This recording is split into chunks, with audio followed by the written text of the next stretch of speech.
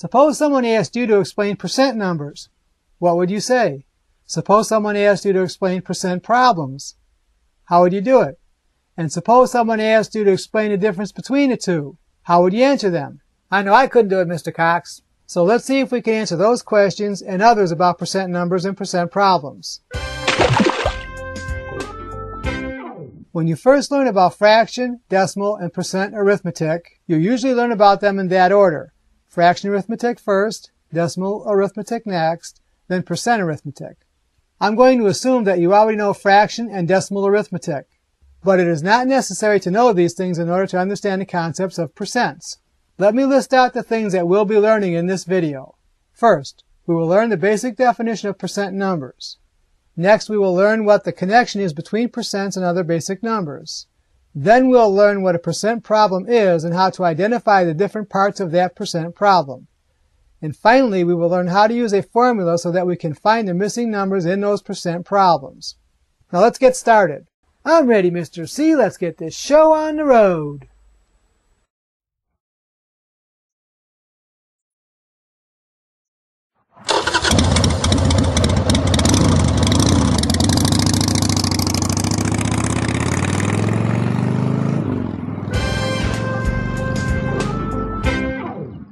Let me put up a number on the board. What is this object?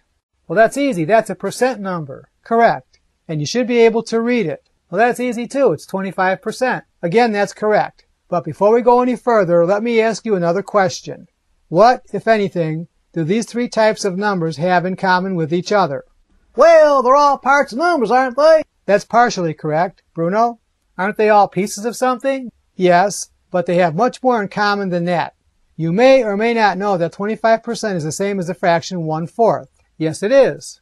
And you may or may not know that numbers such as 50% is the same as 1/2 and 75% is the same as 3/4.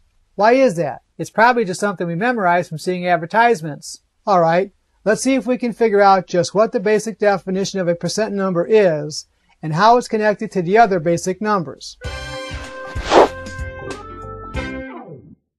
Let's look at the number 25% again. Look at the percent symbol. That's really just shorthand notation for the word percent.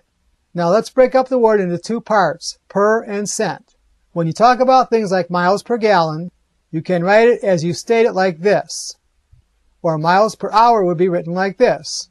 Or $2 per pound would be written this way. Or feet per second would be written like this. You'll notice that the word per is written as a slash symbol or the fraction line. So let's replace the word per with the fraction slash line.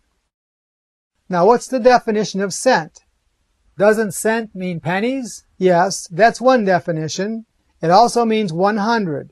Now let me replace the word cent with the number 100. You might recognize this thing I've just written. It's the fraction 25/100, Mr. C. We've just rewritten 25% as the fraction 25/100. One more step is that you can reduce this fraction to 1/4 by dividing both top and bottom by the common number 25. This is the reason that the number 25% can be rewritten as the fraction 1/4. Just remember that the word percent can literally be read as per 100 or per 100. Now let's take the number 75%. If you apply what I've just shown you, how would you rewrite this number? Well, you'd write the 75 with the fraction line. Then because cent means 100, you'd write that in the bottom. And what do you wind up with? The fraction 75/100. Yes, and can that be reduced? Yes, it can, by dividing the top and the bottom by the common number 25, which leaves 3/4. So 75% can be rewritten as the fraction 3/4. What about the number 50%?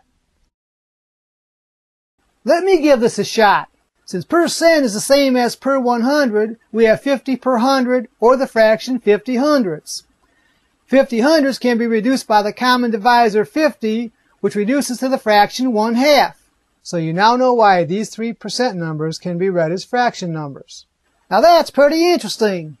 And just what can we conclude from this? Well, we can always write a percent number as a fraction simply by writing the number over 100. Is that always the case, Mr. Cox? Can every percent be rewritten as a fraction? Yes, they can. Now, fractional percents, such as 12.5%, and decimal numbers like 56 and 75/100% are a little more complicated to rewrite as fractions, and we will look at those numbers later. But first, let's talk a little further about these three basic numbers.